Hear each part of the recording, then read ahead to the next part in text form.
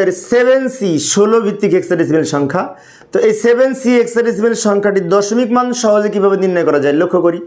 প্রথমে এই সি এর মান 12, দশমিক মান 12, তাই আমরা ডান দিকে লিখে রাখতে পারি যে সি সমান 12, এই কথাটা লিখে রাখতে পারি। এবার সমাধান করব।